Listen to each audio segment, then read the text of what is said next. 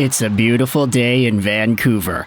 Not only is the sun shining, it's clear, it's crisp, but the Vancouver Canucks have taken a 3-1 series lead against the Nashville Predators in a Game 4 that was one of the most roller coaster-like, vertigo, whiplash-inducing games we may have ever seen.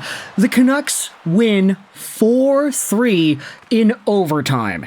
And I'm going to be the first to say it, I'm not going to be the last. They played poorly in this one. They had a bad game. They did.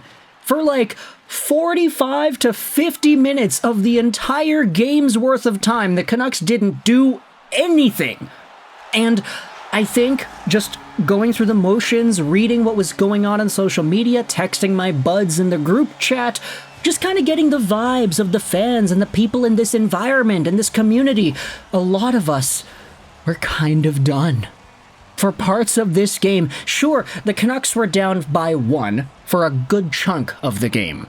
They were then down by 2 for a good chunk in the third. But all the Vancouver Canucks needed was to rely on another Nashville Predators choke. It took them 2 minutes to tie the game, with the tying goal being scored with just 8 seconds to go in the third period. And then all it took was a few minutes, one shift, for Elias Lindholm to score the game winner and send Vancouver back to Van City with a lead. The Canucks won the Kuzmenko trade. That's it. Elias Lindholm had 2 points in this game. An assist on the 3-2 goal, and then the goal itself in overtime. This is a guy whom we all kind of said, there's this idea floating around, the Canucks will get their value out of Lindholm in the playoffs. If Lindholm can shut down an opposing team's top center and be the reason the team wins a game or a series, then that is the trade fulfilled, because Kuzmenko, Brustevich, Yermo, the picks, they could not do that right away. But Lindholm has already shown off in more games than one, especially in this one, that, man, he's a good hockey player. A lot of these guys have just stepped their game up in the playoffs in a defensively sound way. Tyler Myers, I thought, stood out in a great way. You had Nikita Zadorov making some nice moves. He was the net front presence when the Canucks had the empty net because, he's a big dude. And then, of course, Elias Lindholm was good, too. But all defensive measures aside, the Vancouver Canucks offense in this 4-3 overtime win was non-existent until, the last few bits of the game. And of course, before we get into the goals and everything that happened, the offense itself, we have to give a shout out to the best defender of them all, the one who stopped the pucks, the one who was tasked with starting duty today, Arturs Silovs, suited up in game number 4 to give Casey DeSmith a bit of a break. DeSmith might be back in game 5, who really knows, but Arturs Silovs, who's only got less than 10 NHL games in the regular season played, started off in Game 4 in a hostile Nashville environment, and he made 27 saves on 30 shots. That was a pretty good performance. And you could say that the goals that went in, okay, tips out in front, not really his fault. That's the Jankowski goal, the shot by Nyquist. That one was, okay, it was a really clean, straight shot. No screen, no nothing. Silovs just got beat. But then the third goal, Forsberg off of his skate, okay, that's not really Silovs' fault either. I mean, it was off the skate, it bounced weird, you could debate it was a kicking motion, but Arturs Silovs had a really, really strong game. The guy looked confident, he was sharp, he was really calm too. He lacked a lot of extra unnecessary body movements, he was just there, making the saves he needed to make, he looked good in the process, and for a guy who's got nothing to lose, because, look, if Arturs Silovs got lit up today, nobody would have been all too ticked off about that. He showed up in a really, really big way. Getting over onto the goals, though, action started in the first period, 2:55 in, as JT Miller wins an offensive draw. The puck goes over to Soucy, who then holds it at the blue line. He throws it across right to JT Miller, who is on the right side, and then Miller throws it back across to the opposite side for Boeser. It's a big cross-crease to cross-crease play by Vancouver. Boeser has it on the OV spot. He takes it, he shoots, he scores. Juuse Saros way out of position there. 1-0 Vancouver. Very good start for the Canucks. Then we had some power play shenanigans. The Canucks had their first opportunity of the game, which was not converted on because Elias Lindholm took a penalty right after, so it was 4-on-4 for a little bit. But whilst it is 4-on-4, this is where the Preds end up getting their first goal of the game. It's Hughes who has trouble at the Predators' blue line. The Preds come back on the rush. Jeremy Lauzon then takes a slap shot, and it's tipped in by Mark Jankowski. He's right in front of Silovs. The puck goes through. Silovs got a piece of it, but he wasn't able to corral all the momentum there, and as a result, it's a 1-1 game heading into the end of the first period. There were a few extra moments that were noteworthy, like Roman Josi kind of got hurt. He took a puck off of his ear.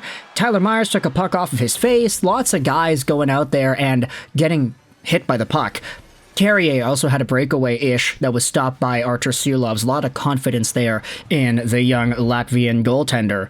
And that carried over straight away into the second period as Kiefer Sherwood had a really good chance right off the rush to open up period number 2, also stopped by Silovs. The next goal was scored by Nashville. The Preds got a 3-on-1, kind of 2-on-1-ish, and it was Gustav Nyquist who walks right in. He fires, no pass, no fake, he just stares down the side there and just fires it on goal. Beautiful play, but man, Arturs Silovs getting beat clean on shots like that is not ideal. That's probably like the only, let's just say, bad one that you could say Silovs gave up. But then again, I mean, it was a 2-on-1, 3-on-1-ish kind of thing, so tough look for the Canucks there. Hronek goes off for hooking on Zucker, but the Predators cannot capitalize on that.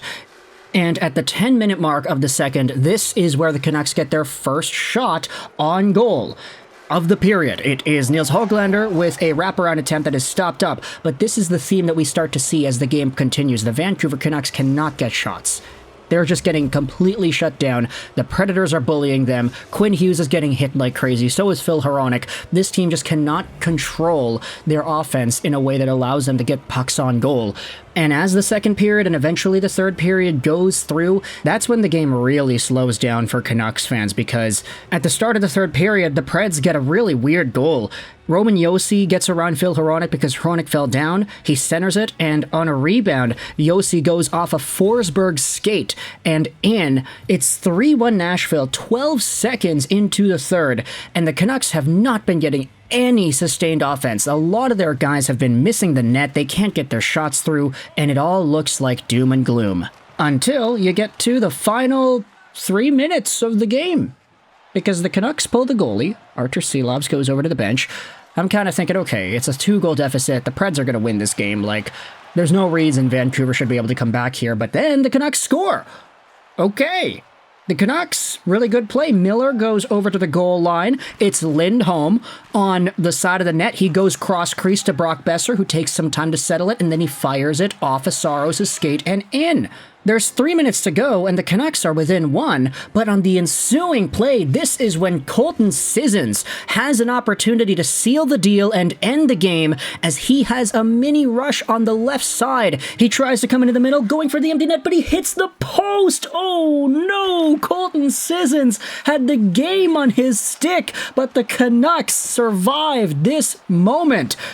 Give it a few minutes. The Canucks then get themselves the puck back into the offensive zone. Silovs is to the bench still, and this is where Brock Boeser ties the game with 8 seconds to go. A Brock Boeser Hattie on the road with the third latest game-tying goal in Vancouver Canucks playoff history. I think that's what they had said. Matt Cook had the 2 later ones, but this is a beautiful play where Quinn Hughes absolutely dangles the pants off of Nyquist. He falls down with about 12 seconds to go. Hughes over to Petey at the top of the umbrella. Petey to Miller on the left. Centering pass into the middle. The rebound. Brock is there. He goes off the side of the net and then pulls it back in front to get the goal and put it in. Vancouver ties it with 8 seconds to go, and in overtime, all it takes is a forecheck by Connor Garland. He beats the defenseman down low. He gets the puck behind the goal, centers it for Lindholm, and Elias Lindholm makes it 4-3. 2 points on the night for Lindy. That is the Andrei Kuzmenko trade return. Garland with a beautiful assist. Boeser, of course, with the hat trick. Miller getting multiple assists here on this one. It was a 3-point game for JT Miller. What an absolute beast of a man he is. As Vancouver, Arturs Silovs, Boeser, and Lindholm win Game 4 and give an opportunity to themselves to win this Round 1 series at home on Tuesday. Who's going to be the starter of that game? Let me know your thoughts in the comments section below. DeSmith or Silovs? What do you think should be the move here? Silovs was good enough where if they wanted to play him again, I think it would be actually pretty okay. But let me know your thoughts in the comment section below. I hope you enjoyed this video. The Canucks, baby. What a comeback. And bye.